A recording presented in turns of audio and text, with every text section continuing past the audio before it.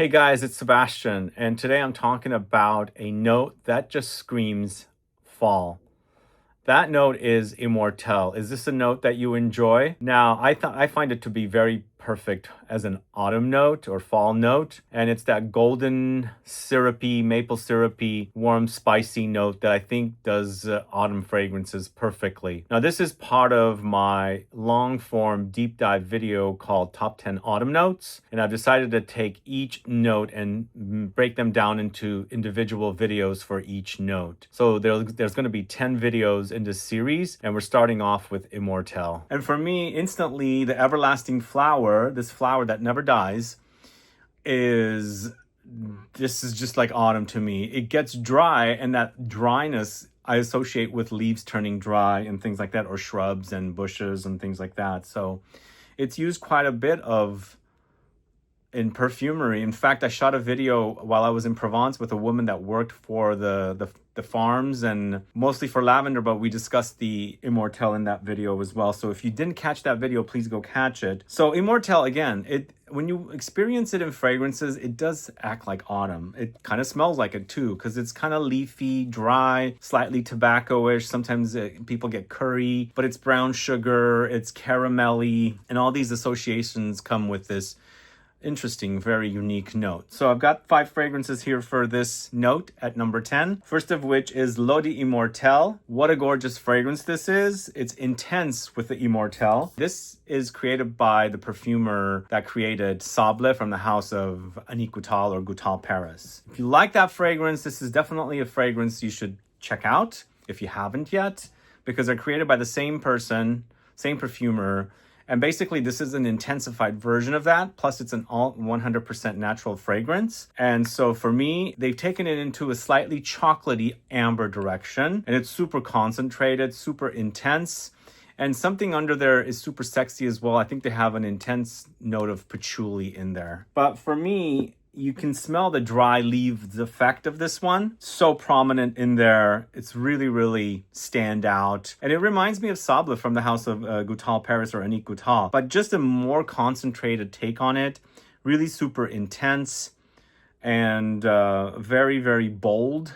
Dark, leafy, dry, and of course ambery and slightly chocolatey. If you didn't get your nose on this one, this was featured in a Scent Club kit last year. We have some of the atomizers left if you are in the market to check that out. So next we're going to the house of Etat Libre Oranges like this. This is the ultimate in autumn fragrance or Thanksgiving themed fragrance. It does feature Immortelle, but it also features pumpkin. Pumpkin's not one of the notes that I'm highlighting today in this video, but it's got pumpkin, ginger, it's got neroli, orange blossom, things like this. It's a very interesting fragrance in that it utilizes those ingredients really perfectly and they work wonderfully together. I believe this was a collaboration at first with the actress Tilda Swinton. It used to be called Tilda Swinton. They used to have Tilda Swinton written on this side, like this on this side, but no longer. I guess that was just a temporary thing. So it was a fragrance that did she work on? I'm not 100% there. But here, with this one, it's quite dry, also very floral and bright. It's not as dark as L'Eau d'Immortelle for sure. And also, ginger is prominent. It's quite zingy. And then orange blossom gives you slight soapiness as well. There's quite a bit of orange blossom or neroli in this as well. But all the notes together are working wonderfully. I guess the pumpkin is the most iffy note. I'm not really getting a pumpkin effect too much, but it's in there. It provides a slight vegetal touch. But I'm not saying this is smelling like vegetables. It smells a lot like soap and that kind of dry, grassy, slightly tobacco-ish kind of effect the Immortelle flower, everlasting flower provides. It's been a favorite fragrance of mine. Actually, when I visited their store in 2016 or 2015, it's the first fragrance I bought from the house. I've been a fan of that since the first time I visited that brand in Paris. So Etat Libre d'Orange like this. Then we're going to a fragrance called Immortelle Corse by the house of Parfum d'Empire. Are you familiar with this one? Immortelle Corse, meaning Immortelle from Corsica. Corsica is an island that is off of the coast of France. So I think the idea of this one is a bit similar to the idea of L'Eau d'Immortelle, but to me, it's much drier. I feel like in the L'Eau d'Immortelle by Voyage, Imaginaires, does get ambery and does get a bit syrupy. This is all very dry and leafy, and it's got a hay-like quality. And that's another thing that you get from Immortelle. It's dry, obviously, and hay I associate with autumn as well, but I'm not the biggest fan of hay too much, but this one does act a bit hay-like. It also acts a bit animalic as well. It does remind me a little bit of his fragrance, or the same brand's fragrance, called Tabac Tabou. But if you like experiencing the Immortelle note, you do experience it here quite a bit. This is super, super dry and intensely dry, and the Immortelle is acting a slight bit animalic in this one. So it's not for the faint of heart. Let me try it a little bit more, just so I can see if I can get a little bit more of its nuances.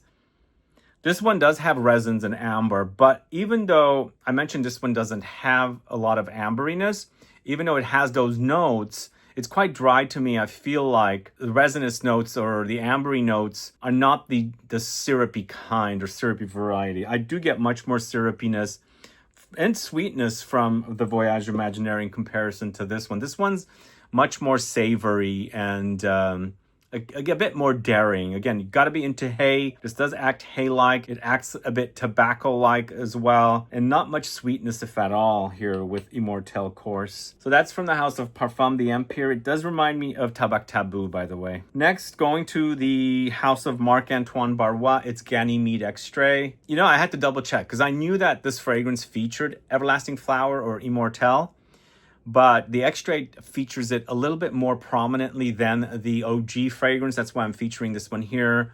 I get it from the OG, which is my favorite, but the Extract has a bit more of a dominant experience with the Immortelle to give you that kind of autumn-like experience with the Immortelle's qualities and features. But in the end, it's so good. I love this smell. This is definitely one of the best smells ever created by a perfumer. I really enjoy it.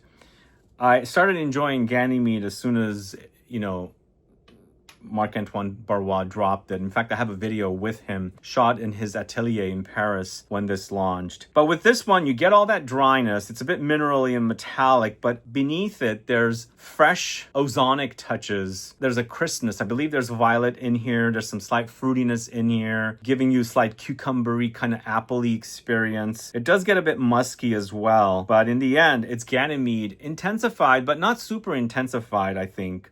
Just a bit more intense than the OG Ganymede, but really great fragrance, I think. I also think that from when I first got a bottle of Ganymede Extrait to now, it does have a little bit more of an intensification as it's sitting around maturing, if that makes sense. So let me know if you're familiar with Ganymede Extrait. I'm sure you're familiar with Ganymede. Let me know if you enjoy Immortelle or Everlasting Flower. We've got one more fragrance in this for this note. It's Musc Immortelle from the house of Atelier d'Azur. So Musc Immortelle is musk with the Immortelle note. This is not an animalic musk. It's definitely a wearable musk, but you have that Immortelle note very, very present. So it adds that kind of dry characteristic, hay-like, leaf-like, tobacco-like against muskiness. So it just totally reminds me of autumn. I like that autumn experience it provides. And again, the Everlasting Flower, the Immortelle, to me, if you've ever held one, they used to have them quite a bit at L'Occitane because they used to have a lot of Immortelle products.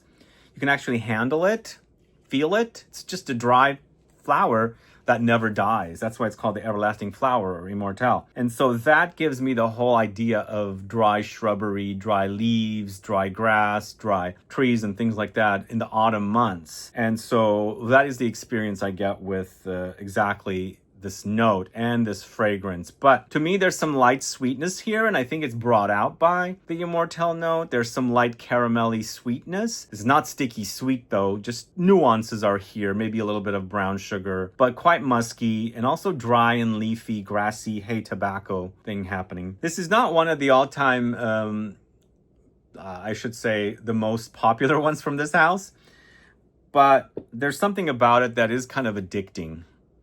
Now, I'm going to compare these two. I think in this category, the most daring is Immortelle Corse, I think. And then also probably Lodi Immortelle was a bit daring. I feel like that fragrance might be a bit challenging for some folks. I think Immortelle in general might be a challenging note. But if you want something easy, like this is so super easy to wear. Ganymede is already very popular. You have it there, but that's the Extrait. And then this one is fairly easy as well. Musc Immortelle from the house of Atelier d'Azores. Thanks so much for watching today's note on Immortelle. What do you think about Immortelle? Is it a note that you enjoy? Do you have a favorite Immortelle fragrance? And what do you think about the 5 fragrances I discussed today in this video? Let me know, add a comment below, and stick around for the next video on sandalwood. And I find sandalwood to be a perfect autumn note as well. It's so super cozy and milky most of the time.